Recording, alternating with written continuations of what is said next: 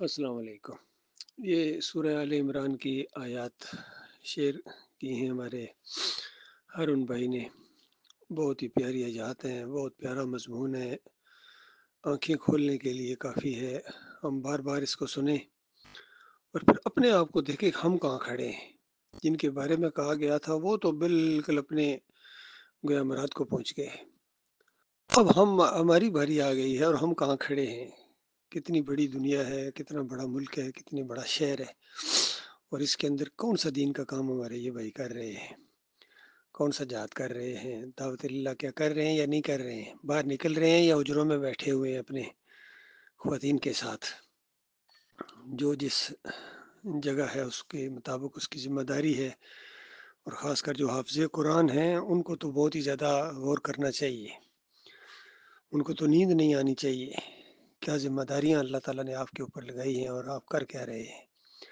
اللہ تعالیٰ ہم سب کی کمیوں کوتاہیوں کو بھی دور کرے مالک اپنے فضل و کرم سے، بس اس راستے پر چلا دے جو اللہ کے پسندیدہ بندوں کا راستہ ہے، ان لوگوں کا راستہ جن پر اللہ نے انعام کیے، اور یا اللہ ان لوگوں کے راستے پر نہ چلانا جو مالک کو بھول گئے اور گمراہ ہو گئے اور پھر اللہ کی لعنت ان کے اوپر پڑی۔ تو یاد رکھیے لعنت یہود و نصارہ کے اوپر اسی وجہ سے پڑی تھی۔ بتا دیا نبی علیہ السلام نے، لعن اللہ الیہود والنصارى اتخذوا قبور الانبیاء والصالحین مساجدہ۔ ان کے اوپر جو لعنت پڑی تھی، انہوں نے اپنے نبیوں کی قبروں کو اور صالحین کی قبروں کو جا کے سجدے کیے تھے۔ غور کرو اللہ کے بندو، انسانوں کو سجدہ کرنا کتنا بڑا جرم ہے۔ کوئی کسی انسان نے کسی انسان کو سجدہ نیک انسان نے نہیں کیا ہے، نیک لوگوں نے جن پر اللہ نے نام کیا انہوں نے اللہ کے علاوہ کسی کو سجدے نہیں کیے ہیں، اور نہ اللہ کے ساتھ شرک کیا ہے، نہ واسطے وسیلے کا شرک کیا ہے۔ یہ بعد میں مشرک مفسرین نے ان کے اوپر الزامات لگائے ہیں۔ جس طرح عبد الوہاب نجدی نے کتاب التوحید کے اندر لکھ دیا کہ پہلا شرک جو کیا تھا وہ آدم علیہ السلام نے کیا تھا۔ اس بے ایمان نے اس کا ذرا وہ قلم نہیں کانپا ہے، اس کا ہاتھ نہیں کانپا ہے۔ کتنی بڑی بات، ایک ایسے نبی، پہلے نبی کے اوپر الزام لگایا۔ پھر زکریا کاندلوی نے اسی الزام کو دوسرے انداز سے کہ آدم علیہ السلام کی توبہ ہی نہیں قبول ہو رہی تھی، اور پھر جب انہوں نے محمد صلی اللہ علیہ وسلم کا واسطہ دیا تب توبہ قبول ہوئی۔ اندازہ لگائیے اتنا بڑا جھوٹ، اتنا بڑا جھوٹ، قرآن کا انکار، اور آج پوری دنیا میں یہ شرک پھیلا ہوا ہے۔ اکثریت، عظیم اکثریت ان مسلمانوں کی یہ واسطے وسیلے کی قائل ہے، اور ان کی پسندیدہ ترین دعا ہے، یا اللہ اپنے حبیب کے صدقے، پنجتن پاک کے صدقے، فاطمہ حسن حسین کے صدقے، بس ان کے صدقے یہ کام کر لے۔ اتنا بڑا جرم ہے، اتنا بڑا شرک ہے، کفر ہے اللہ کا۔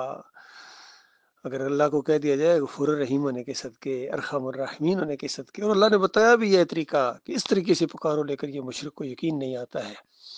یہ اللہ کے اسماء الحسنہ کی بجائے کسی اور نام کو لاتا ہے اللہ کے مقابلے میں، پھر دھونس ڈالتا ہے اور سمجھتا ہے کہ بس یہ لاڈلے ہیں، اتنے ہیں کہ ان کا نام لے لیا جائے، پھر اللہ مجبور ہو جاتا ہے ان کی محبت کی وجہ سے۔ ایسا بڑا جرم ہے۔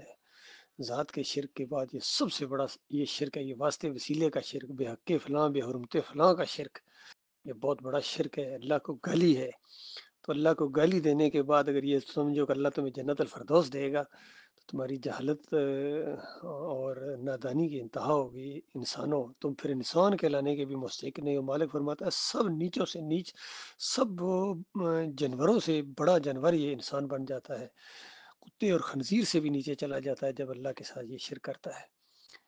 تو یہ معاملہ اللہ کے بندو، ایسے ماحول کے اندر اللہ تعالیٰ نے ہمیں یہ موقع دیا ہے توحید کی دعوت اٹھانا، رد شرک کرنا، اپنے مالک کے ہاں درجات، اور پھر کسی ملامت کرنے والے سے ڈرنا نہیں ہے، پیچھے نہیں ہٹنا ہے۔ انہی آیات کے اندر یہی تو نچوڑ ہے۔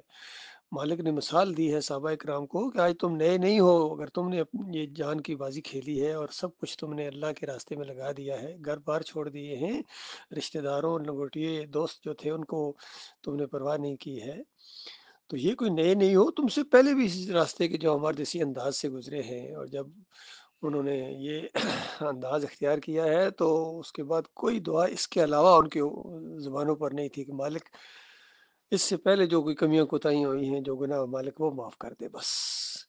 اور یہ جو جان دے رہے ہیں یہ تو بس کچھ بھی نہیں، یہ تو جان دی ہوئی اسی کی تھی، حق تو یہ ہے کہ حق ادا نہ ہوا۔ بالکل سب کچھ دینے کے بعد بھی حق ادا نہیں ہوتا ہے اللہ کے عنایت کا۔ اللہ نے ہمیں پیدا کیا ہے، ہمارا کوئی حق نہیں تھا، اور مالک کو کوئی محتاجی بھی نہ تھی. یہ تو اس کا احسان ہوا ہے کہ اس نے ہمیں پیدا کیا ہے. پھر اس انداز سے اللہ تعالیٰ یہ چیزیں سامنے لایا اور ایمان کی شمع یہ روشن ہوئی اس دور کے اندر خاص کر. تو اللہ کے بندو اٹھو اور ایمان خالص کی دعوت دو، توحید کی دعوت دو، رد شرک کرو، ہر انداز اختیار کرو اس شرک نجس چیز کو ختم کرنے کے لیے. اپنے دوستوں کو، اپنے رشتہ داروں کو، اپنے علاقے والوں کو، شہر والوں کو پکار پکار کر کہو گے لوگوں یہ باٹی والا داتا نہیں ہے، یہ تمہارے بڑوں نے، ہمارے بڑے جتنے گزرے ہیں یہ کافر اور مشرک تھے، انہوں نے اس کو داتا بنایا ہے، اس کی قبر کو پجوایا ہے، یہ مورتی ہے تمہاری مسلمانوں، جو چاہے بر امام کی شکل میں ہو، چاہے سیون والے کی شکل میں ہو، چاہے علی جوہری کی شکل میں ہو، محی الدین چشتی کی شکل میں ہو، بغدادی کی شکل میں ہو، اور یہ گنبد نیلے ہوں، پیلے ہوں، ہرے ہوں، یہ تمہارے بت ہیں جو آج مسلمانوں نے بت گڑے ہیں. نئے انداز سے یہ کفر و شرک ان کے سامنے آیا اور یہ لیٹ گئے. اور اللہ کی توحید کی جن کو سمجھ آئی تھی وہ بھی آہستہ آہستہ گئی، کوئی سجدہ تعظیمی کے شرک میں جا کے گھسا ہے، اور اس طریقے سے بربادی انہوں نے کی اپنی بھی اور اپنے ماننے والوں کی بھی. تو ان کی بالکل پرواہ نہیں کرنی ہے اللہ کے بندو، بالکل جم جاؤ ایمان خالص کے اوپر اور اس انداز سے آگے بڑھو. اللہ تعالیٰ آپ کا حامی و ناصر اور میرا بھی.